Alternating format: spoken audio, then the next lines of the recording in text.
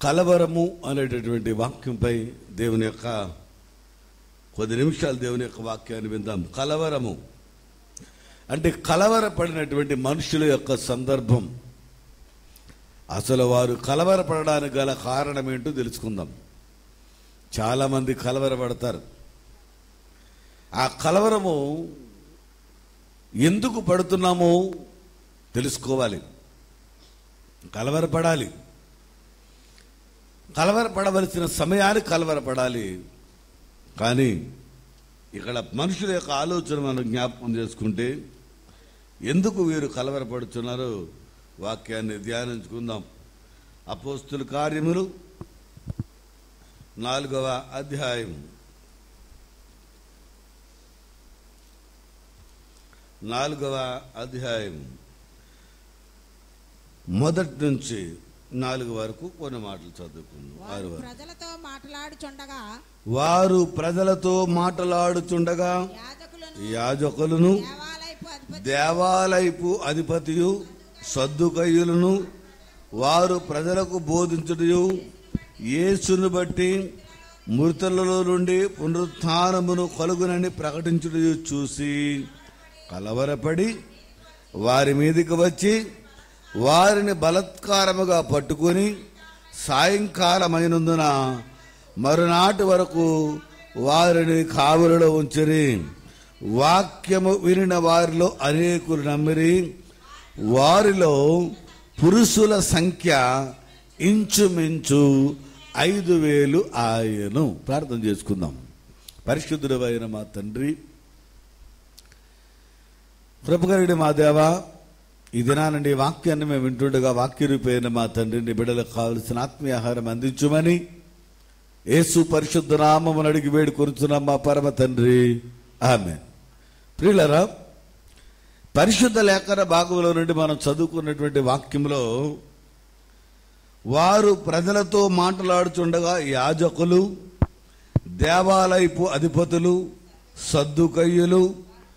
కాబట్టి వీళ్ళందరూ కూడా మనం జ్ఞాపకం చేసుకుంటే యాజకులు, తర్వాత సద్దుకయ్యులు, అధికారులు, పెద్దలు, శాస్త్రులు యెరూషలేములో కూడుకొని ప్రధాన యాజకుడైన అన్నయ్యు, కైపయు, యోహాను, అలెగ్జాంద్రును ప్రధాన యాజకుని బంధువులందరూ వారితో కూడా ఉండరి. వారు పేతురును యోహానును మధ్య నిలవబెట్టి, చూడండి ఇక్కడ మనం జ్ఞాపకం చేసుకుంటే ఎందుకు ఇంత కలవరం రేగింది? యాజకులు, అధిపతులు, సద్దుకయ్యులు ప్రజల్లో బోధించడం చూసి వారు తిరగబడ్డారు. ఈనాడు చాలామంది చూస్తున్నారు కదా, అనేక మంది చనిపోతుంటే వారి కొరకు నివాళులు అర్పిస్తూ అనేక మంది గురించి వెళ్ళి ర్యాలీలు చేసి వస్తున్నారు. అవునా? ఎందుకు ర్యాలీలు చేసి వస్తున్నారు వీళ్ళు అని అంటే, వారు సత్యాన్ని పలుకురందుకు మతాధికారులు, కొంతమంది మతోన్మాదులు, మతాధికారులు ఏం చేశారంటే ఆయన నిలబెట్టారు. వారిని నిలబెట్టారు. కొంతమందిని చంపేశారు. కొంతమంది కుటుంబాలతో చంపేశారు. మొట్టమొదటి ఫస్ట్ ఆఫ్ ఆల్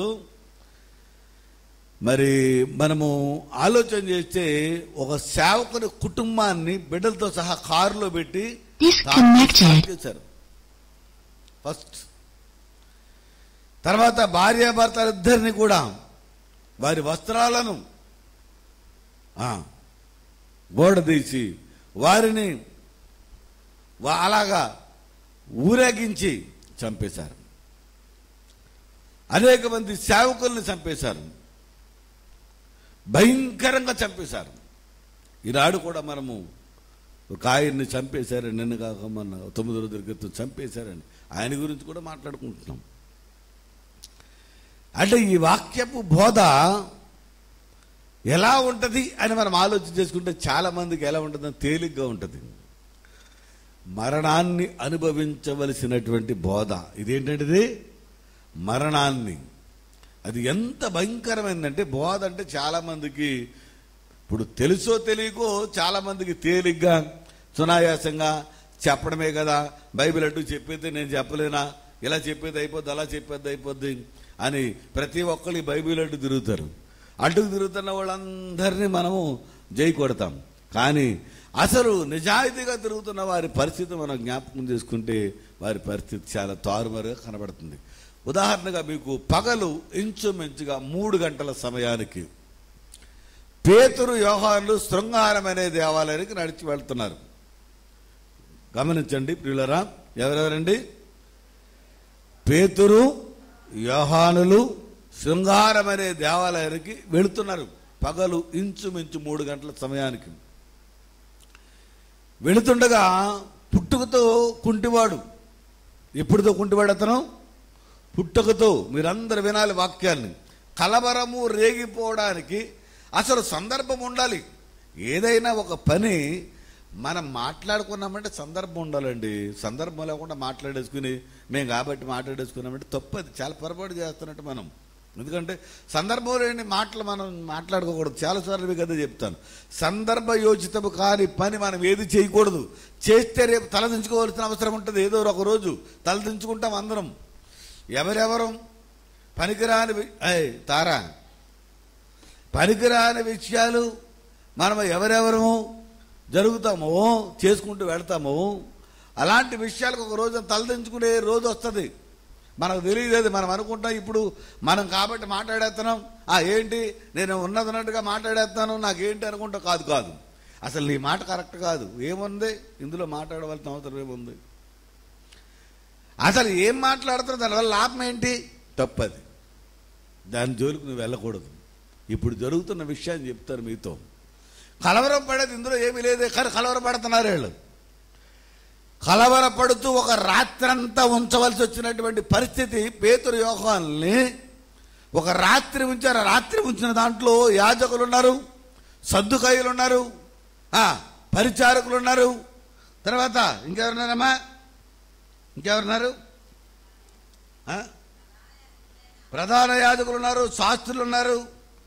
అన్న అలక్చేంద్రు ప్రధాన యాజకులు బంధువులతో కూడా ఉండి కలవరపడ్డారు. ఎందుకు కలవరపడ్డావయ్యా అని అంటే ఆయన చేసింది తప్పేమి లేదు.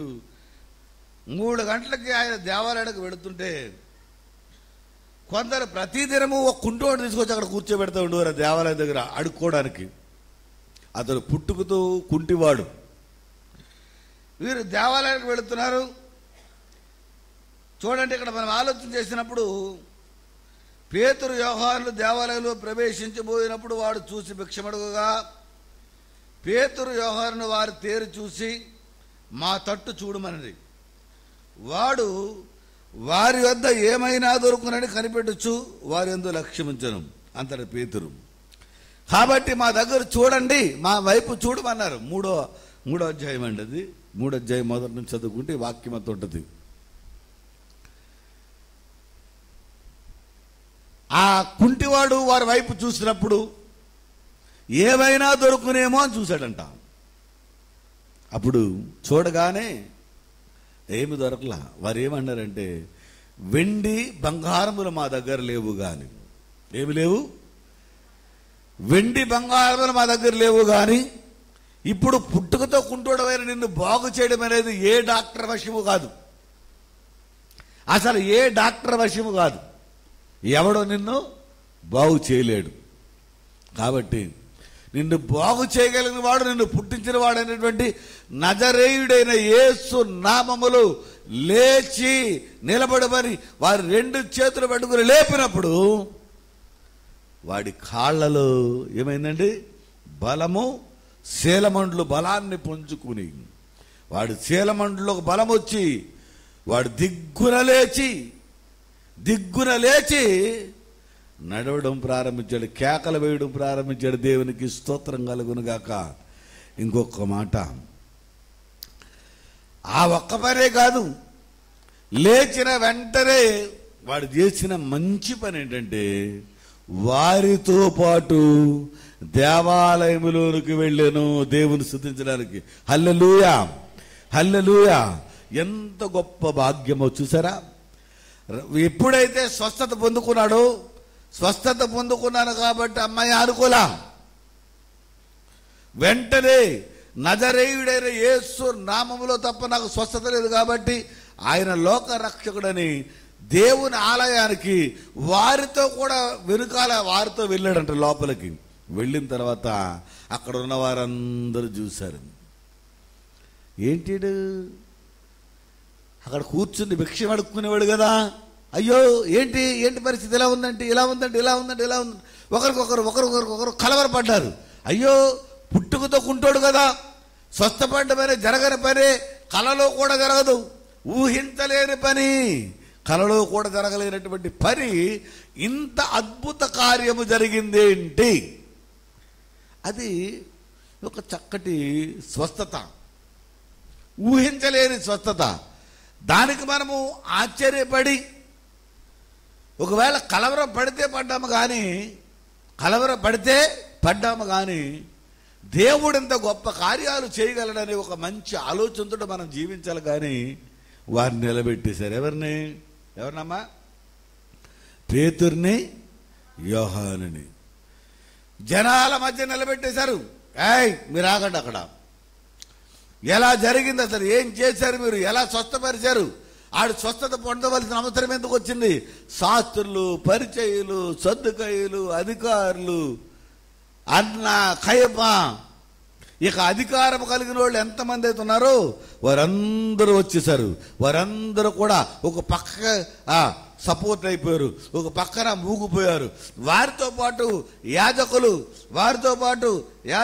బోధకులు వారితో పాటు పక్కెళ్ళిపోయారు. వారితో మాట్లాడుతుంటే కొద్ది సమయం అయ్యేసరికి చీకటి పడింది. నీకు ఒక విషయాన్ని చెప్తాను. యెహోషువ యుద్ధాన్ని చేస్తుండగా యుద్ధం జరుగుతున్నప్పుడు పాత నిబంధన కాల ప్రకారంగా రాజుల కాలం నాటి పరిపాలనలో ఒక సిస్టమ్ ఉంది. ఏంటి ఆ సిస్టమ్ అని అంటే, యుద్ధం జరుగుతుండగా 6 దాటిందంటే, అంటే సాయంత్రం అయిపోయిందంటే, సూర్యుడు వెళ్ళిపోయి చంద్రుడు అస్తమించే టైం అయిపోయిందంటే యుద్ధము చేయకూడదు. అది ఎలాగున్నా, అక్కడికి ఎంత యుద్ధం జరిగినా, ఎలా జరిగినా, ఏం జరిగినా అవతల రాజు అవతలకు వెళ్ళిపోవాలి, యువతల రాజు యువతలు తప్పుకోవాలి. అక్కడ యుద్ధం చేయడానికి ఎవరి సైనికులు వారి వైపు వెళ్ళిపోవాలి తప్ప యుద్ధాన్ని మాత్రము చెయ్యకూడదు. ఇది ఒక సిస్టమ్. అంటే సాయంత్రం అయిపోయింది అని అంటే, 6 దాటిందంటే ఎవరు యుద్ధం చేయకూడదు. అంటే చంద్రుడు ప్రవేశించేసరికి యుద్ధము అనేది జరగకూడదు. ఇంకా సూర్యుడు ఉన్నంత వరకు మాత్రమే యుద్ధం జరగాలి. సూర్యుడు అస్తమించి చంద్రుడు ఉదయించేసరికి యుద్ధము జరగకూడదు. ఇది ఒక సిస్టమ్. అలాగూ జరుగుతున్న సమయంలో యెహోషువ మంచి యుద్ధంలో ఉన్నాడు. యుద్ధంలో ఉంటుండగా యెహోషువ అప్పుడు ప్రార్థన చేశాడు, సూర్యుడా నీవు వెళ్ళిపోవడానికి వీల్లేదు, చంద్రుడా నీవు గిబియోనులో ఆగిపో, నువ్వు పైకి రావడానికి వీల్లేదు. యుద్ధం అయిపోయేటంత వరకు మీరెవరును, నీవు సూర్యుడా నీవు అస్తమించకూడదు, చంద్రుడా నీవు ఉదయించకూడదు. దేవునికి స్తోత్రం కలుగును గాక. హల్లెలూయా, హల్లెలూయా. శత్రువులందరినీ ఓడించేదాకా సూర్యుడు అలాగే ఉన్నాడు, చంద్రుడు మాత్రం రాలా. గొప్ప సంగతి, దేవునికి స్తోత్రం. యుద్ధాన్ని జయించాడు. అప్పుడు సూర్యుడు అస్తమించాడు, చంద్రుడు ఉదయించాడు. మీరు గమనించాలి, ప్రార్థన ద్వారా కూడా సూర్యుడు ఆగిపోయే దినముంది. ఒక యెహోషువ ప్రార్థన ద్వారా సూర్యుడిని ఆపాడు, చంద్రుడిని ఉదయించకుండా ఆపాడు, సూర్యుడిని అస్తమించకుండా ఆపాడు. దేవునికి స్తోత్రం కలుగును గాక. ఎంత గొప్ప ప్రాధాన్యత, ఎంత గొప్ప శక్తి మానవునికి. మానవుడు దేవునితో కలిసి జీవించినప్పుడు, మానవుడు దేవుని మాట విన్నప్పుడు, మానవుడు దేవునికి లోబడినప్పుడు, మానవుడు దేవుడు చెప్పిన చెప్పు జాతలో నడిచినప్పుడు, మానవుడు దేవునికి అంటు కట్టబడినప్పుడు, మానవుడు దేవుని ఆలోచన గాక మనుషులను విడిచి దేవుని వైపు తిరిగినప్పుడు దేవుని రూపంలోనికి మానవుడు మార్చబడతాడు. కాబట్టి మానవుని హృదయంలో దేవుని ఆలోచన ఉంటుంది కాబట్టి మానవుడు ప్రవచించే ప్రతి ప్రవచనము లేక మాట్లాడే ప్రతి మాట దేవుని మాటగా బయటకు వెళ్ళి సమస్తము జరుగుతాయి. కలుగుగాక అన్న మాట ప్రకారం కలిగినవి. యెహోషువ చేసిన పని మనం జ్ఞాపకం చేసుకుంటే ప్రియులారా, ఆగిపో అన్న వెంటనే ఆగిపోయాడు. ఇప్పుడు ఒక మాట ఏంటంటే, ఇక్కడ అద్భుతం ఏంటంటే, వారి కలవరము ఇంకా కలవరాన్ని రేపింది చెప్తాను. ఇప్పుడు కలవరంతో ఆగండి, మీరు సమాధానం చెప్పండి అన్నాడు. సాయంత్రం అయిపోయింది కాబట్టి తీర్పు తీర్చడానికి వీల్లేదు, శిక్ష విధించడానికి వీల్లేదు. మరలా ఉదయమే ప్రారంభించాలి ఈ గొడవ. ఇప్పుడు మరలా మొట్టమొదటి నుంచి ఏం జరిగింది, ఏంటి, ఎందుకు చేసావు, ఎందుకు స్వస్థపరిచావు, ఆ కుంటోడిని స్వస్థపరచవలసిన అవసరం నీకు ఎందుకు వచ్చింది, అంటే పుట్టుకతో కుంటోడు కదా, ఇలాంటి పని నువ్వు ఎందుకు చేసావు అని అడగాలంటే మళ్ళీ తెల్లవారాలి. ఈ లోపి జరిగిన విషయం ఏంటి తెలుసా? 5,000 మంది వాక్యాన్ని విని వాక్యం వైపు తిరిగారు. దేవునికి స్తోత్రం కలుగును గాక. హల్లెలూయా, హల్లెలూయా. చదవండి ఇక్కడ వాక్యాన్ని చూడండి. 4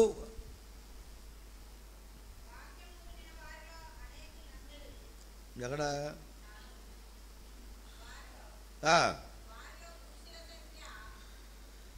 వారిలో పురుషుల సంఖ్య ఇంచుమించు 5,000 ఆయన. మరునాడు వారి అధికారులను పెద్దలను శాస్త్రులు యెరూషలేములో కూడుకొని ప్రధాన యాజకుడైన అన్నయు కైపయు యోహానును అలెగ్జాంద్రును ప్రధాన యాజకుని బంధువులందరూ వారితో కూడా ఉండరి.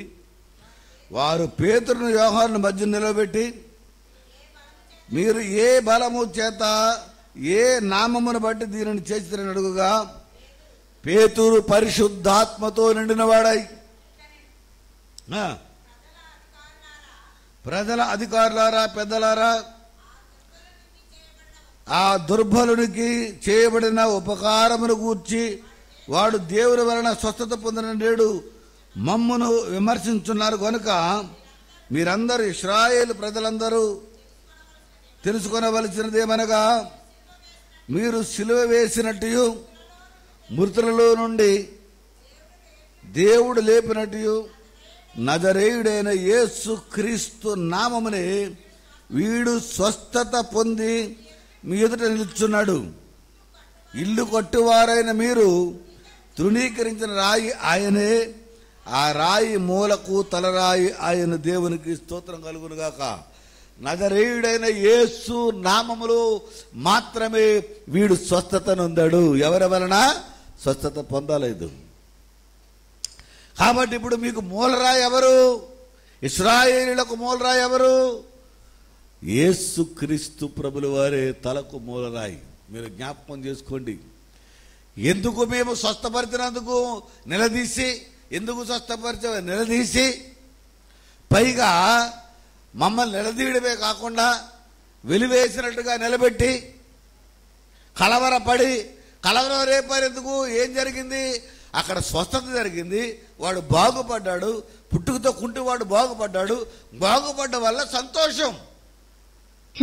అరే కలవరం రేపారంటే మీరు ఇశ్రాయేలీయులేనా? మీరు అసలు మీకు అర్థం ఉందా? జాగ్రత్త.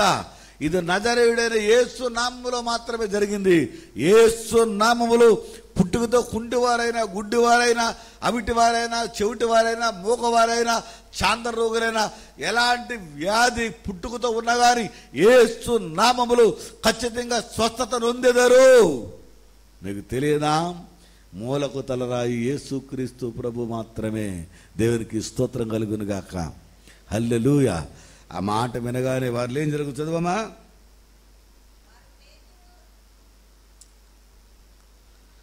మరి ఎవరెవరు రక్షణ కలదు? ఈ నామమునే రక్షణ పొందవలడు గాని ఆకాశం క్రింద మనుషులలో ఇయ్యబడిన మరి ఏ నామమున రక్షణ పొందలేము అనను.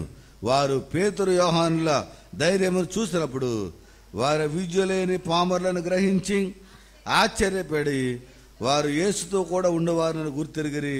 స్వస్థత పొందిన మనుషుడు వారితో కూడా నిలిచి ఉండి ఏమి ఎదురు చేయాలో చెప్పలేకపోయారు.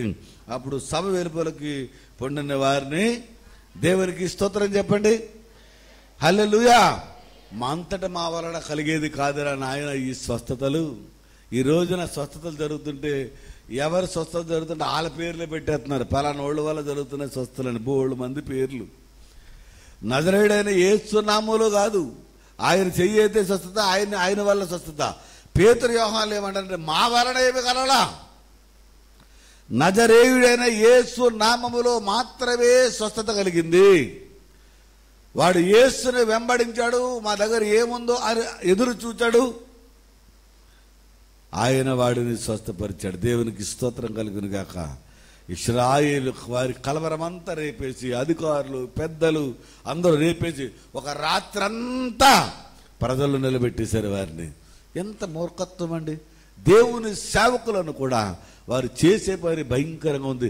ఎవరు చేసిన వాళ్ళు? శాస్త్రులు, పరిచయులు, సద్దుకయ్యులు, ఏమ్మా, తర్వాత అధికారులు, దేవుని సేవ చేసే సేవకులు కూడా వారితో కలిసి ఇంత భయంకరమైన శోధన కలవరాన్ని రేపారు. ఈనాడు నువ్వు ఆలోచన చేయి, కలవరములు రేగక మానవు గాని అసలు స్వస్థత మనం పొందడానికి గల కారణం ఎవరు అనంటే మనుషులు కాదు, నజరేయుడైన యేసు వలన మాత్రమే మనము స్వస్థత పొందుతామన్న సంగతి జ్ఞాపకం చేసుకుని నీ జీవితాన్ని సరి చేసుకుని జాగ్రత్తగా నడుచుకో, జాగ్రత్తగా ఉండు. ఆలోచన, ప్రవర్తన, నీ ఉద్దేశ్యం అంతా జాగ్రత్తగా ఉంచుకో. నీ ఇష్టానుసారమైన ప్రవర్తన విడిచిపెట్టు, లేకపోతే ఆ ప్రవర్తన కలవరం రేపుద్ది. ఏమి రేపుద్దండి? కలవరం రేపు. దానివల్ల లాభం ఏంటి అంటే ఏమీ లేదు. నజరేయుడైన యేసు మీకు మూలమని తెలియదా అన్న ఒక్క మాటకి ఎవరిలోనూ సమాధానం చెప్పే అవకాశం లేక వారిని విడిచిపెట్టేశారు. దేవునికి స్తోత్రం కలుగును గాక. ఇంకొక మాట చదువుకుని వాక్యాన్ని ముగించుకుందాం. ఎహెజ్కేలు గ్రంథము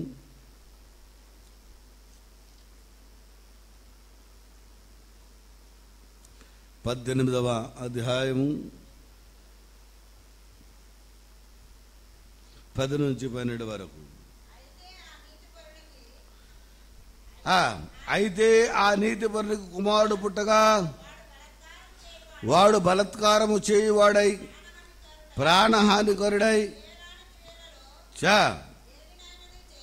క్రియలలో దేనినైనా చేసి చేయవలసిన మంచి క్రియలలో దేనినైనా చేయకయుండి ఎడలా, అనగా పర్వతముల మీద భోజనము చేయుటయు, తన పొరుగువాని భార్యను చెరుపుటయు, దీనులను దరిద్రులను బాధ పెట్టి బలాత్కారము చేత నష్టము కలుగు చేయుటయు. గమనించారండి?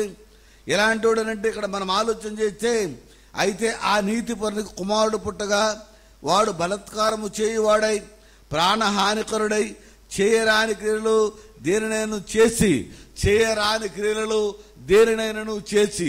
ఏంటి చేయరాని క్రియలు అంటే? కొండ మీద భోజనం పెట్టమంటాడంట. ఎక్కడ భోజనం ఎక్కడ తింటారు? ఆకులో తినాలి, ప్లేట్లో తినాలి. కొండ మీద తింటాడు భోజనం. కొండ మీద భోజనం పెట్టమంటున్నాడు. కొండ మీద భోజనం చేయడం చదవమ్మా. తన పొరుగు వారి భార్యను చెడుపుతున్నాడు. తన సహోదరుని భార్యను చెడపడం. దీనులను దరిద్రులను బాధ పెట్టి బలాత్కారం చేత నష్టము కలుగు చేయడం. దీనులు దరిద్రులు ఉంటారు కదండి, వారిని బలాత్కారం చేసి వారికి నష్టం కలిగించడం.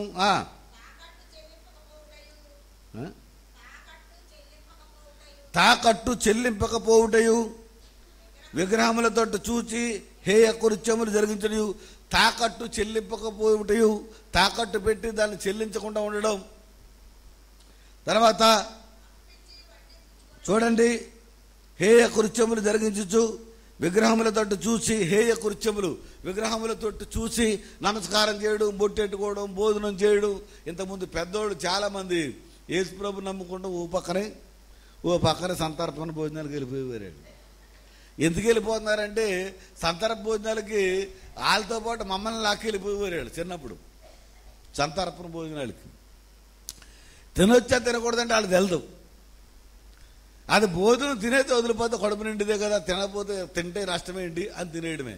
అలాంటి భోజనాలు తెలియక చేశారు వారు. కానీ చేయకూడదు అంటాడు. కోయంది రాసిన మొదటి పత్రిక 8వ అధ్యాయంలో చూస్తే విగ్రహాలకు బలిగా అర్పించిన వాటి భోజనాన్ని మనం తినకూడదు అంటండి. అసలు వాడి జోలికి మనం వెళ్ళకూడదు. మొదటి కోరింది 8వ అధ్యాయం చదవండి ఒకసారి, ఇంటికాడ చదువుకుంటే దాంట్లో క్లియర్గా రాసి ఉంటుంది ఏం తినాలో ఏం తినకూడదు. తర్వాత అప్పిచ్చి వడ్డీ పుచ్చుకున్నటయు, అప్పివ్వడం వడ్డీ పుచ్చుకోవడం, లాభము చేపట్టుటయు, ఈ మొదలగు క్రియలు చేసిన ఎడల వాడు బ్రతుకునా. అప్పిచ్చడం, అప్పు ఇచ్చి వడ్డీ తీసుకుంటాం, తర్వాత విగ్రహాలకు బలిగా అర్పించిన వాటిని తినడం, వాటికి పూజ చేయడం, వాడికి నమస్కారం చేయడం, కొండల మీద భోజనం చేయడం, అప్పు తీసుకుని చెల్లించకుండా ఉండడం, ఆడు పొడుగువాడి భార్యను చెడిపోయడం, ఇలాంటి పనులు చేసుకుంటూ వెళ్ళిపోతాడుకో ఆడు తిన్నంగా బతుకుతాడా అని ఎక్కడ రాశాడు? వాక్యంలో రాశాడు. ఆడు బతకడం సరిగ్గా, ఆడు బతుకు దేవుడు సరిగ్గా ఉండదంటండి. బ్రతుకడు ఈ హేయ క్రియలన్నీ చేసిన కనుక అవశ్యంగా వానికి మరణశిక్ష విధింపబడును. వాడు తన ప్రాణమునకు తానే ఉత్తరవాది అగును. దేవునికి స్తోత్రం కలుగును గాక. కాబట్టి మనము కలవరం రేపకూడదు. కలవరం రేపామంటే ఇలాంటి ఆలోచనలు మనలో ఉంటాయి. కలవరం అనేది చాలా ఆలోచనయుక్తంగా మనం చేయాలి. ఇలాంటి భయంకరమైన పనులు చేసేవాడు బ్రతుకుతాడా? వాడు మరణం ఎక్కడి నుంచి వచ్చింది వాడికనంటే వాడు చేసిన క్రియలను బట్టే వాడికి మరణం కలిగిందంట. అందుకని అది వాక్యం ద్వారా తెలియపరచబడుతుంది. కాబట్టి వడ్డీ తీసుకుంటున్నప్పుడు, వడ్డీ ఇచ్చి వాళ్ళు వడ్డీ తీసుకుంటున్నప్పుడు, బాకీ చెల్లించకుండా ఎగ్గొట్టేస్తున్నప్పుడు, ఏమంటే విగ్రహాల దగ్గరికి వెళ్ళి నమస్కారం చేసి భోజనం చేసేస్తున్నప్పుడు, విగ్రహాలకు సంబంధించిన వారితో మనం కూడా ఐక్యం పడిపోతున్నప్పుడు జాగ్రత్తగా కొన్ని విషయాలు చూసుకుంటూ ఉండాలి. ఇది దేవునికి ఇష్టం లేని పని కదా. మనం ఎంత చేయాలి? వాళ్ళతో పాటు మన దేవునికి ఇష్టం లేని పని మనం చేస్తే, మనకి ఇష్టమైన పరలోక రాజ్యాన్ని ఇవ్వకపోతే దానివల్ల మనకు లాభం ఉంటుంది కదా. వాళ్ళు ఎలాగో నరకానికి పోతారు. నరకానికి పోయే వారితో పాటు డబ్బు ఉందనో, ఆస్తుందనో, అంతస్తుందనో, ఏదో చేస్తాడనో ఆడితో పాటు నేను కూడా నరకానికి పోవడం అంత అవసరమేంటి నాకు? అబ్బో, నేను అలా చేయను. నా దేవుడు నిజాయితీ కలిగిన దేవుడు, నిజమైన దేవుడు, తలకు మూలరాయి నా దేవుడే. కాబట్టి నా దేవుడికి నచ్చినట్టుగా నేను బ్రతుకుతాను. నాకు పరలోక రాజ్యం కావాలి, నరకం నాకు వద్దు అని ఇలాంటి హేయమైన పనులు జరుగు మనం వెళ్లకుండా యేసు వైపు మన జీవితాన్ని గడుపుకుందాం. కాబట్టి శాస్త్రులు, పరిచయులు, అధికారులు ఇలాంటి వారి వల్ల మన జీవితం మనం అలా కలవరం రేపకుండా ప్రభువే మనకు రక్షకుడు, ఆయన దేనినైనా స్వస్థపరచగలడు అని మనం నమ్మి ఆయనతో కొనసాగుదాం. ప్రార్థన చేసుకుందాం. పరిశుద్ధుడైన మా తండ్రి, కృపగలిగిన దేవ, నీ వాక్యాన్ని మేము ధ్యానించబడిన వాక్యంలో కలవరం రేపకుండా స్వస్థత పొంది కలవరం రేపారు ప్రభా. చాలా దారుణమైన సంఘటన. అలాంటి పరిస్థితి చాలా మందిలో ఉంది. అలాంటి పరిస్థితి లేకుండా మా జీవితాలను నీ అందు విశ్వాసం ఉంచి నీ కొరకు జీవించే భాగ్యం దయచేయండి. బిడ్డలపైన ఆత్మను కొమ్మరించండి.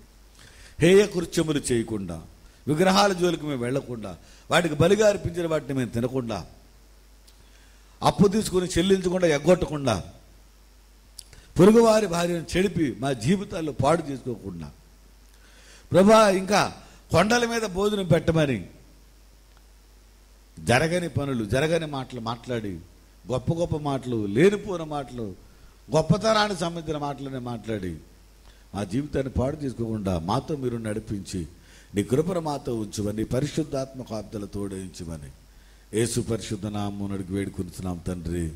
ఆమేన్.